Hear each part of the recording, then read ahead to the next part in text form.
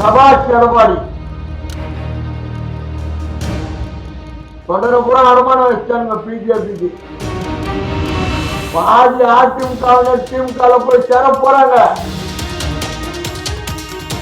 அடி தமிழ்நாட்டை உங்க டிஎம்கே கிட்ட இருந்து உங்களால அசைச்சு கூட பார்க்க முடியாது.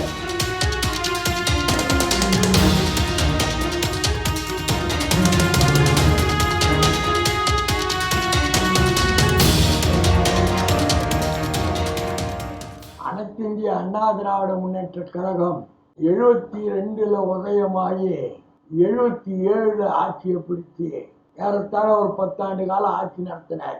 அதுக்கப்புறம் அவருடைய ஏற்றி எழுதிய பிறகு ஜானகம்மா ஜெயலலிதா அவங்க 2 பேர் களத்தில் இருந்து ஜானகம்மாவில் முடியல ஜெயலலிதா விட்டு போனாங்க.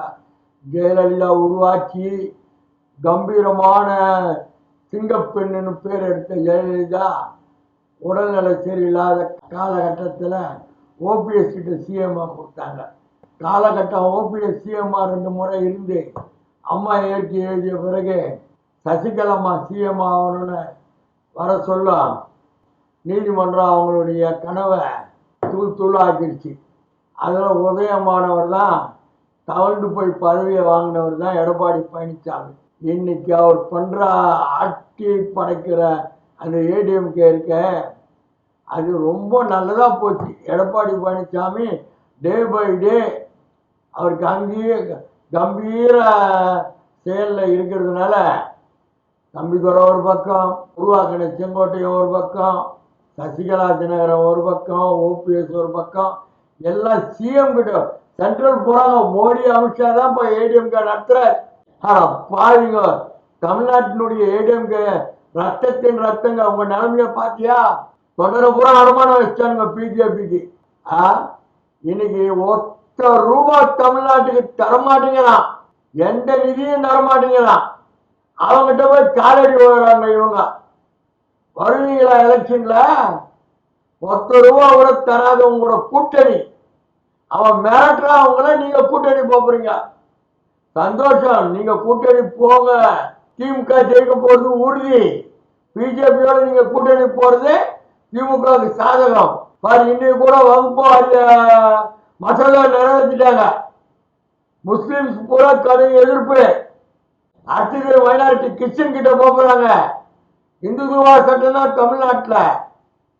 ஆமா, RSS பிடியில தான் தமிழ்நாடு இருக்கணும். அவங்க கனவு காண்றாங்க. விஜய் சொன்ன மாதிரி தமிழ்நாட்டு மக்கள் தண்ணியும் குடிக்க வைப்பாங்க. நாங்க விஜய்க்கே தண்ணி குடிக்க வைப்போம்னு சொன்னாங்க.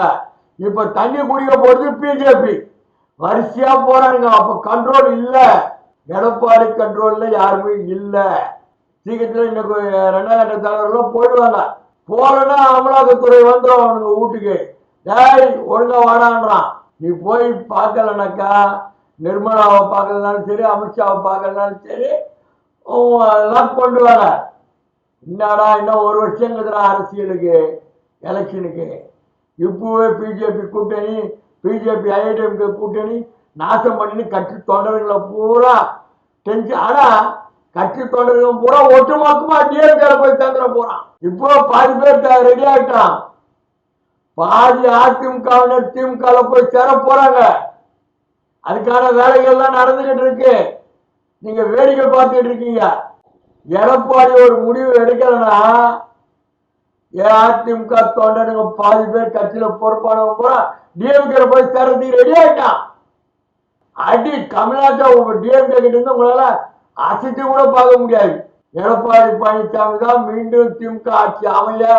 ஊழல் கட்சின்னு சொல்றீங்க. ஊழலற்ற கட்சின்னு சொல்லி ஜனங்க போய் திமுக போய் சேர போறாங்க. உங்க கட்சி தொண்டர்கள்லாம் உங்களுக்கு சரியான தண்ணி குடிக்க வைக்க போறாங்க ஜனங்க. உங்க ரத்தத்தின் ரத்தங்கள்லாம். சபாஷ் எடப்பாடி, வாழ்க எடப்பாடி.